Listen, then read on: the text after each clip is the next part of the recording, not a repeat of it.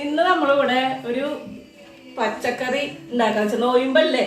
അപ്പോൾ ഒരു പരിപ്പും മുരിങ്ങക്കായും മാങ്ങി കൂടി വെക്കാന്ന് വെച്ചിട്ടുണ്ട് ഉച്ചഭക്ഷണത്തിനുള്ളത്. പിന്നെ ബീട്രൂട്ട് വേവിച്ച് വെച്ചിട്ടുണ്ട്, അതൊരു ഉപ്പേരി ഉണ്ടാക്കാം. കുത്തിക്കാച്ചിലാണ് ഞങ്ങളുടെ ഉപ്പേരി. ഞങ്ങള് ഭാഷനെ കേട്ടാ അറിയാം തൃശ്ശൂർക്കാരാന്നുള്ളത്. അപ്പൊ ആ കുത്തിക്കാച്ചലിന് ഞാനിത്തിരി ഒരു 2-3 മുരിങ്ങക്കായ അരിഞ്ഞു വെച്ചിട്ടുണ്ട്. പിന്നെ ഇവിടെ നമുക്ക് ആകെയുള്ള ഒരു സമ്പാദ്യം മുറ്റത്തൊരു മുളവാടമാവാണ്. അതുപോലെ ഒരു മാങ്ങ പൊട്ടിച്ച് അരിഞ്ഞു വെച്ചിട്ടുണ്ട്. അപ്പൊ പരിപ്പ് ഏതാണ്ട് വേവായിട്ടുണ്ട്. ഞാൻ അതിലേക്ക് മുരിങ്ങക്കായ കഴുകി വെച്ചതിട്ട് നമുക്ക് ഒരു പരിപ്പ് കറി കാണിക്കാം. അപ്പൊ ഞാൻ അതേ മുരിങ്ങക്കായ കഴുകി വെച്ചിട്ടുണ്ട്. മുരിങ്ങക്കായ 3 എണ്ണം എടുത്തിട്ടുണ്ട് കേട്ടോ. എന്ന് വെച്ചാൽ ഞങ്ങൾക്ക് ഉച്ചക്കലത്തും രാത്രിക്കൊക്കെ ഉള്ള കറിയാണ്. അപ്പോൾ ഞാൻ ഒരു 3 മുരിങ്ങക്കായ എടുത്തിട്ടുണ്ട്. അതേ പരിപ്പ് ഏതാണ്ട് ഒരു പകുതി വേവൊക്കെ ആയിട്ടുണ്ട്, പകുതിയിലധികം വേവായിട്ട്. അപ്പം ഞാൻ ആ മുരിങ്ങക്കായും ഒരു 2 ടീസ്പൂൺ മുളക് പൊടിയൊക്കെ ഇടണം. 2 ടീസ്പൂണ് മുളക് പൊടി ഇടുന്നുണ്ട് കേട്ടോ. 2 ടീസ്പൂൺ മുളക് പൊടി ഇട്ടു. ഒരു 1/2 ടീസ്പൂണ് മഞ്ഞൾപ്പൊടി ഇട്ടുണ്ട് കേട്ടോ. പിന്നെ നമ്മൾ മുളക് അധികം ഒന്നും ചേർക്കില്ല. ഒന്നാമത് പച്ചക്കറി ആണെങ്കിലും ഇഷ്ടമില്ലാത്ത ആൾക്കാരാണ് ഞങ്ങൾ. അപ്പം അത് കാരണം ഞങ്ങൾ ഒത്തിരി മുളകൊന്നും ചേർക്കില്ല. കുറച്ച് ഉപ്പും കല്ലുപ്പാണ് ഇട്ടേക്കണേ. അപ്പം ഇതൊക്കെ കൂടി ഈ മുരിങ്ങക്കായ ഒന്ന് വേവട്ടെ. അപ്പം ഞാൻ തേങ്ങ ചെറുകി വെച്ചിട്ടുണ്ട്, അത് നമുക്ക് അരച്ചെടുക്കാം. ഇത് നമ്മുടെ പരിപ്പ് മുരിങ്ങക്കായും വെന്തുണ്ട്. ഇനിയിപ്പോൾ നമ്മൾ അതിലേക്ക് ഇത് അരിഞ്ഞു വെച്ചാണ് മാങ്ങയിടാം.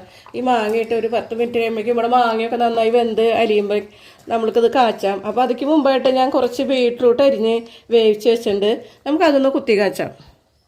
അപ്പോൾ ഇത്തിരി വെള്ളത്തിൻ്റെ കുറവുണ്ട്. ഇത്തിരി വെള്ളമൊക്കെ ഒഴിച്ച് ഈ മാങ്ങാനെ നമുക്ക് വെന്ത് കഴിയുമ്പോൾ ഇറക്കി കടുക് പൊട്ടിക്കാം. അപ്പം ചുവന്നുള്ളിയും വെളുത്തുള്ളിയും കൂടി ഇത് ചതച്ച് കൊണ്ട് വെച്ചിട്ടുണ്ട്. അമ്മിക്കുഴക്കിയാണ് ചതച്ചത്. അപ്പോൾ തന്നെ വെച്ചിട്ടുണ്ട്. അപ്പോൾ എനിക്ക് കുറച്ച് വെളിച്ചെണ്ണ ഒഴിക്കാം. അവിടെ മാങ്ങ വെന്തോ നോട്ടെ കേട്ടോ.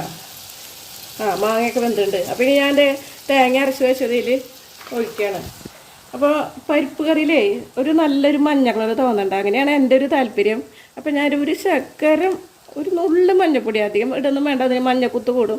നല്ലൊരു നുള്ളു മഞ്ഞപ്പൊടി, ഒരു കളർ ഇത്തിരി കുറഞ്ഞത്. എനിക്കിങ്ങനെ പച്ചക്കറിക്ക് എല്ലാം മഞ്ഞ നിറം ഏറ്റവും കൂടുതൽ ഇഷ്ടം.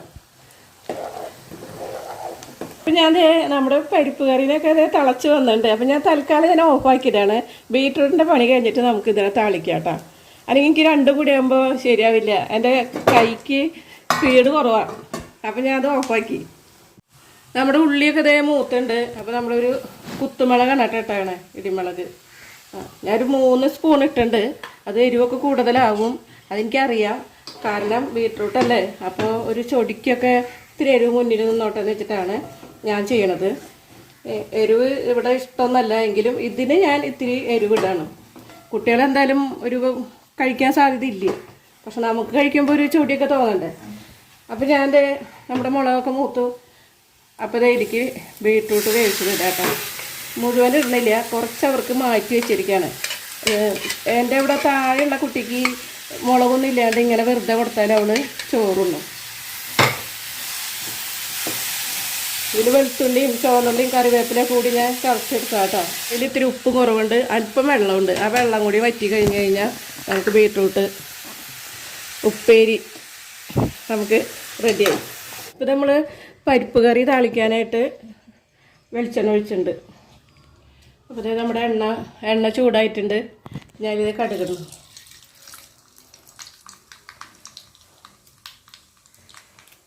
രണ്ട് വറ്റൽമുളക് പൊട്ടിച്ചിട്ടുണ്ട് കേട്ടോ. അതിൽ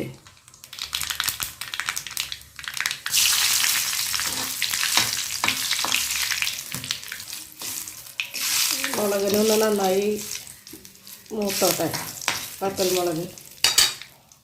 പിന്നെ വേപ്പിൻ്റെ ഇലയൊക്കെ ഇട്ട്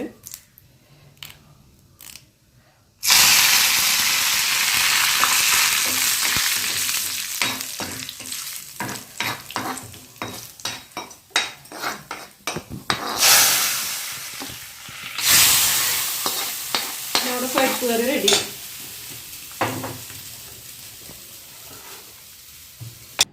പരിപ്പ് കറി റെഡിയായി. സിമ്പിളല്ലേ, പെട്ടെന്ന് കഴിയില്ലേ. പരിപ്പ് മുരിങ്ങക്കായ മാങ്ങാന്നൊക്കെ പറഞ്ഞാൽ പച്ചക്കറിക്ക് അത്ര സമയമില്ല. പിന്നെ ബീട്രൂട്ടും പരിപ്പ് റെഡി. അപ്പം ഞാൻ ചോറിനാൻ പോകാട്ടാ. Okay, by.